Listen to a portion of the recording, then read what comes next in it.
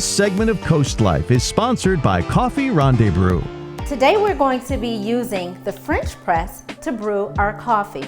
The good thing about the French press is that you can use it to make hot coffee, or you can use it to make a cold brew.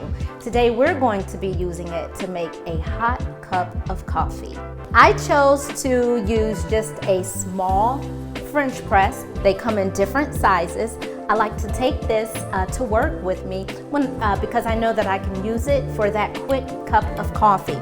So with the French press, you have your base or your cup, and then you have your top that's going to have your filter with it. And the filter is used to filter out the grounds. I like using the French press to make some of my flavored coffees.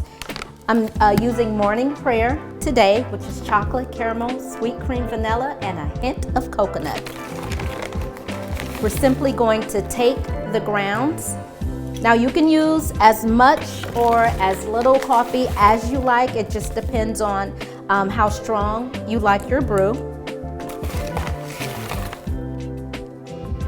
I typically use 4 teaspoons for this size French press.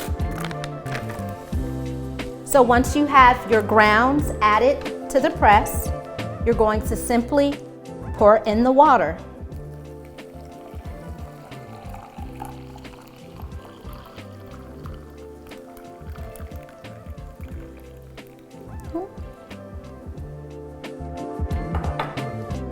And you're going to let this sit at least 4 minutes so that those grounds can brew. Okay, so after 4 minutes, you'll take the top and you'll simply use the press to press it down as such. And you grab your favorite coffee mug. I grabbed a coffee cup from the Shore Marketplace the other day. I picked it up from Delaware Clay Bay. Lisa Chambers is the owner, so if you like this cup, you can visit Shore and get the same cup. Grab your French press and you're ready to pour.